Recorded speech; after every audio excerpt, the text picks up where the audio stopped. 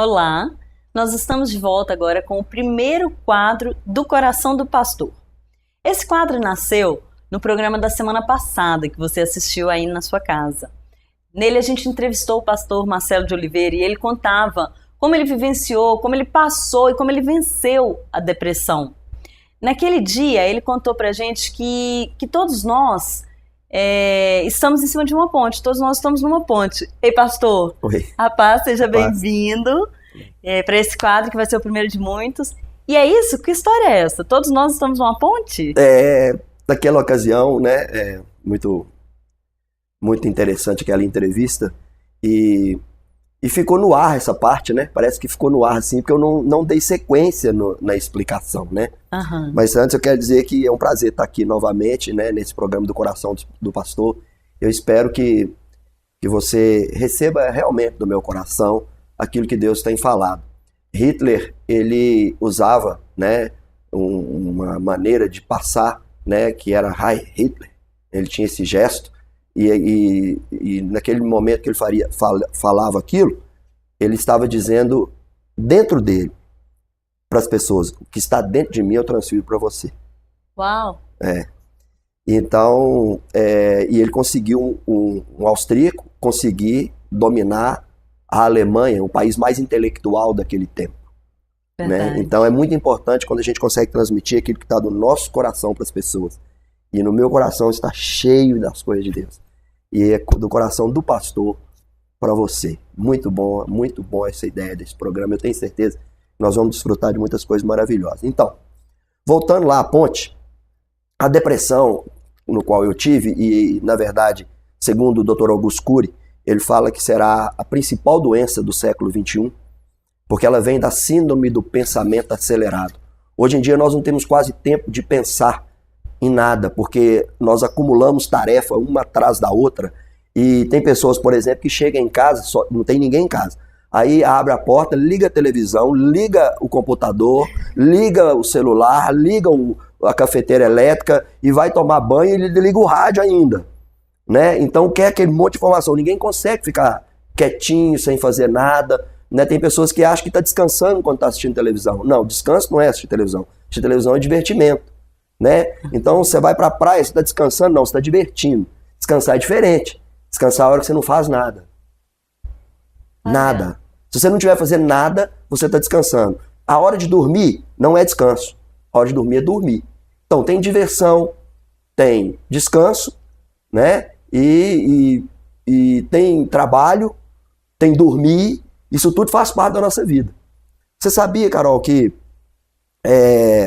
da mesma forma que uma pessoa tem um caminho para poder ser um jogador de futebol, tem um caminho para ser um advogado, ele tem que buscar ser aquilo que ele quer ser. Né? Um médico, não tem um caminho? Sim. Nós também buscamos e existe um caminho que nos leva à depressão. Sério? E o princípio desse caminho é a síndrome do pensamento acelerado. Né? E Dr. Augusto Cury que descobriu isso. Então, o que eu entendo com a experiência que eu tive de depressão? É que nós estamos todos em cima de uma fina ponte. Essa ponte é da largurinha dos nossos pés. Só que nós não sabemos. E ela não tem corrimão. É simplesmente uma plataformazinha lisa e contínua. Isso é a vida toda. Desde quando você está no ventre da sua mãe. Desde o seu primeiro segundo de vida. Até os estímulos emocionais passados da mãe, tanto felizes como tristes, passa da mãe para o bebê que está ali em formação. E ali na nossa memória, registra tudo.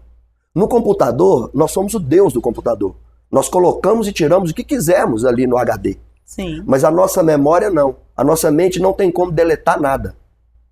Tudo que nós recebemos, desde quando estamos lá no ventre da nossa mãe, desde o primeiro segundo de vida, primeira batida do coração, quando nós somos ainda uma bolinha de carne, a nossa memória registra tudo. Tudo. Chama memória histórica. Memória de uso existencial. Então é a memória da sua existência. Lá você não consegue deletar nada, tá tudo. Agora tem como você reeditar. Que legal. Aí você pode voltar e reeditar. Porque, por exemplo, eu hoje tenho 47 anos. Eu tive frustrações quando eu tinha 20, por exemplo.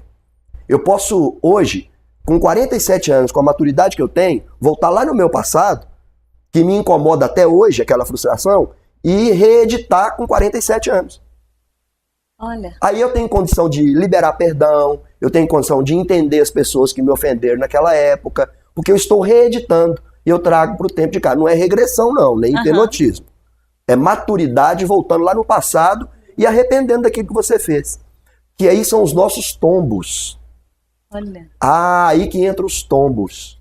Às vezes nós caímos da ponte, ou às vezes nós somos empurrados da ponte pelas forças das circunstâncias que nós vivemos. Aí, uma vez você caiu daquela ponte lisa, sem corrimão e sem proteção lateral, quando você cai daquela ponte é a depressão. Quem já andou de avião sabe o que é uma depressão. Nada melhor do que um voo para você descobrir o que é uma depressão. De repente o avião ele vai assim, a gente dá, né? Se não tiver de cinto, bate a cabeça.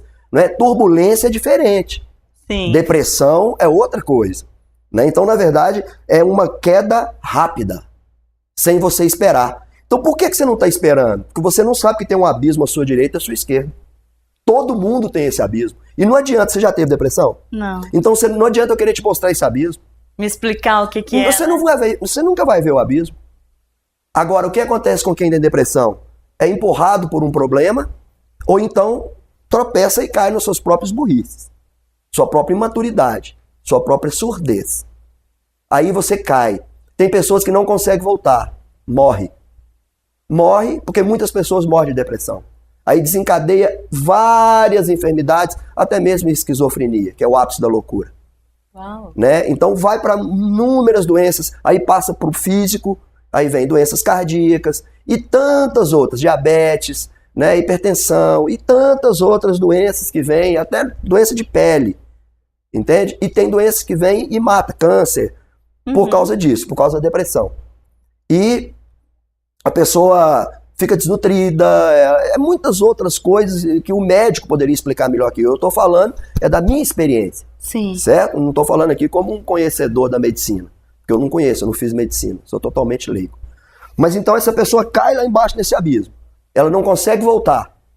Ela vai então e morre de alguma enfermidade que esse abismo vai causar a ela. Se você cair, por exemplo, no abismo, estiver fazendo um rapel, alguma coisa, cair no abismo, você vai machucar, você pode ter uma infecção, um animal pode te devorar, você pode pegar uma bactéria, se estiver muito úmido, você pode pegar uma pneumonia e morrer.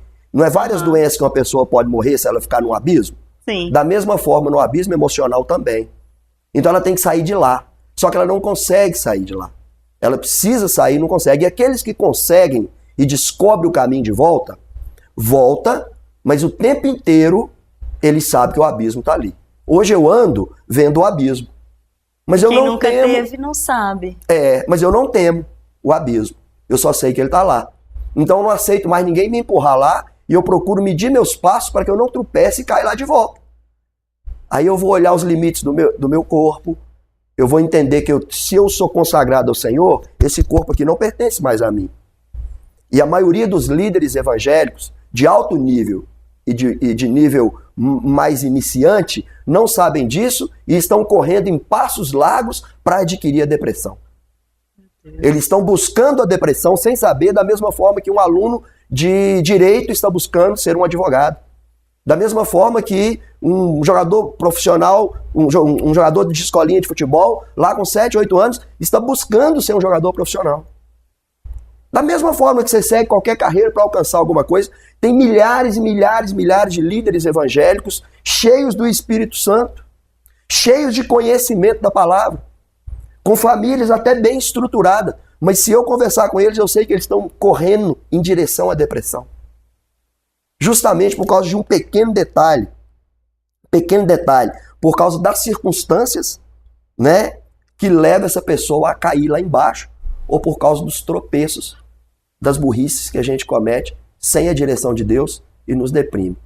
Tem muitas pessoas hoje, muitos líderes hoje, que servem muito mais a igreja CNPJ do que a igreja Corpo de Cristo. Porque ela tem que ser CNPJ, porque senão ela não pode abrir as portas. Mas ela é CNPJ para poder prestar conta para o governo, para ser uma coisa legal. Mas ela não precisa de viver no CNPJ. Ela tem que ser a igreja Corpo de Cristo, onde Cristo é a cabeça. E os líderes, ali, ó, tá ali naquela, quando Jesus conta a parábola do bom samaritano. O levita e o sacerdote. Ele estava muito mais preocupado com o CNPJ do que com a igreja viva. A maioria dos líderes estão dessa forma. E nem precisa ser só liderança da igreja, né, pastor? Eu estou ouvindo o senhor falar, eu estou vendo isso no meu ministério. Quantas vezes eu quis ser a líder do ministério e não deixei o senhor liderar? Carol, o que mais nós temos hoje na igreja é crítica de evangélicos e líderes e pastores que criticam. E até mesmo crentes que criticam fulano que saiu da igreja e abriu o ministério próprio. O que é isso? É o fulano que saiu da igreja e alugou um salãozinho e foi ser pastor daquele salão. Você já deve ter visto essa crítica. Muito. Mas sabe o que tem muito dentro da igreja? É ministério próprio dentro da própria igreja. Verdade. Porque não é dirigido por Cristo, que é a cabeça. Aí ele não quer fazer nada do que o pastor e a liderança dirige. Aí é essa pessoa que não faz parte da liderança, não caminha com a liderança e é um líder separado dentro da igreja do seu ministério próprio, dos seus achismos. Essa pessoa também está fadada a entrar em depressão, porque ela está correndo atrás do nada. Ela não tem o respaldo de Deus. Deus não é doido, não. Deus colocou Deus colocou delegado para dirigir uma delegacia. Diretor de escola para dirigir uma escola. Diretor de uma empresa para dirigir uma empresa. Até a formiga tem liderança. Os marimbondos, as abelhas têm liderança. E na igreja não ia ter? Verdade. Não é? Então ele colocou, lá em Apocalipse ele fala, ao anjo da igreja. E tem muita gente, esse anjo da igreja está entrando em depressão porque está fazendo a obra dele mesmo, não a de Deus, porque ele vai servir a igreja CNPJ. Ele serve a igreja CNPJ. Isso dá desgaste. Porque não tem o respaldo de Deus. Não é de fé. E ele vai para a igreja da mesma forma que um empresário vai para a sua empresa.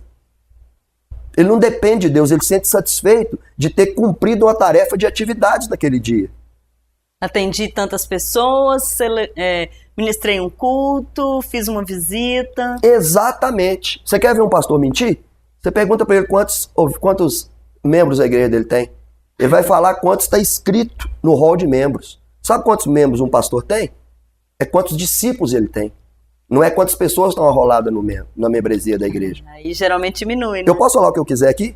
Pode. Tá. Eduardo Cunha. Uma vergonha para as igrejas evangélicas do Brasil. Crente, batizado, membro de igreja. Você sabe o que Cunha é? Cunha é nada mais, nada menos do que o exemplo maior que nós temos das pessoas que estão indo para a igreja sem ter uma experiência com Deus e os pastores se matando para poder encher essas pessoas de atividade, eles se tornam religiosos e não se tornam discípulos e engrossa a fileira da membresia poderosa daquele líder que tem tantos mil membros, tantos centenas de membros. E membros importantes, e servindo eles. Servindo eles e não a Deus. Ensinando eles como ter emprego, ensinando eles como casar, ensinando eles como educar filho, mas não ensinando eles a como viver com Deus. Entende, Carol? E isso dá depressão, porque não tem resultado espiritual, não tem satisfação espiritual. Nós somos corpo, alma e espírito. Né? O Senhor Jesus, no Mateus 26, no versículo 38, ele fala assim, minha alma está profundamente angustiada. Antes dele ser preso no Getsemane, Jesus esteve à beira de uma depressão. Minha alma está profundamente angustiada até a morte. Está escrito. Sim. Então, ou seja, a alma dele estava profundamente deprimida. Isso é normal para qualquer ser humano que está sobre a terra. Mas e o espírito dele? Como é que estava? Inabalável. Maria, quando recebeu a notícia que ia ter Jesus, ela falou, minha alma engrandece ao Senhor e meu espírito se alegra em Deus, meu Salvador. Então nós somos tricótomos e dicótomos. Somos seres espirituais e ao mesmo tempo físicos, carnais. Dicotomia. Tricotomia, a alma e o espírito também, elas são duas coisas dentro da parte espiritual. Então nós somos da corpo, parte abstrata. alma e espírito. Isso. E ao mesmo tempo somos a parte espiritual e a parte física. Você está me entendendo? Sim. Então nós vamos ser abalados emocionalmente, mas esse abalo não pode atingir o nosso espírito. E isso, quando se trata de uma pessoa que não é evangélica, o espírito dela está morto. Porque com o corpo você se relaciona com o material, que eu estou pegando nessa folha. Estou te cumprimentando. Aí, ó, não é isso? Uhum. Eu estou segurando aqui a Bíblia. Eu como uma maçã. Com a alma, eu relaciono comigo mesmo. Sei quem eu sou. cônscio de quem eu sou. Eu não ando o dia inteiro falando, eu sou o Marcelo do Campo Figueiredo de Oliveira, marido da Adriana Carvalho de Oliveira, pai de fulano, moro na rua e tal. Eu não ando 24 horas falando isso, mas eu estou consciente que sou. Então, isso é alma. E o espírito do ímpio está morto, então ele não conecta com Deus. Quando eu recebo Jesus, meu espírito passa a ter vida. Aí eu começo a conectar com Deus. O ímpio ter depressão, 100% dos ímpios terão depressão. Agora, o crente não ter depressão é um vacilo muito grande, porque ele não protegeu o espírito dele, porque o espírito dele é protegido pela palavra de Deus, que protege a alma e resvala lá no corpo. Porque quando eu espiritualmente estou cheio das coisas de Deus, a Bíblia diz que o coração a boca fala que o coração está cheio. Então sai do espírito, sai da palavra, o espírito vai lá e trabalha a alma e vai lá e vai colocar o seu rosto bem formoso, que a Bíblia diz isso. Pastor, então o senhor está falando que nós, enquanto crentes, nós podemos controlar isso, né? A gente pode se cuidar de forma a fechar essas brechas para que a gente não caia da ponte. Tranquilamente. O nosso tempo aqui, pastor, infelizmente é muito pequeno. Então, nosso tempo já está esgotando, mas eu queria que o senhor finalizasse. Não vai dar para finalizar essa ideia da depressão, mas que o senhor... Que eu ia falar do primeiro presente agora. Então vamos fazer o seguinte, o senhor vai falar desse presente na semana que vem, mas eu queria que o senhor só finalizasse essa ideia para que as pessoas que estão em casa possam nos esperar na semana que vem. Tá, então você que está nos vendo aí, na semana que vem nós vamos estar aqui novamente e vamos falar de um presente que Deus nos dá, que às vezes você até tem já esse presente, às vezes você não tem, você que vai julgar e vai saber. E você vai julgar se você tem ou se você não tem, e se você tem, você vai ver às vezes que você não está usando bem esse presente, por talvez não entender que Deus te deu e me deu e nos deu um presente maravilhoso. E a gente precisa de receber. Se eu te der um presente e você não receber, não resolveu. E às vezes eu até recebi esse presente, mas não estou sabendo usar. E isso vai nos impedir de ter depressão. A liderança vai aprender a ser uma liderança sadia e servir a igreja corpo e não a igreja CNPJ. Glória a Deus. Pastor, muito obrigada. Eu aguardo o senhor na semana que vem. E eu fiquei curiosa para saber o que é esse presente. Eu tenho certeza que você também ficou. Então a gente vai estar juntos aqui na semana que vem. Até lá.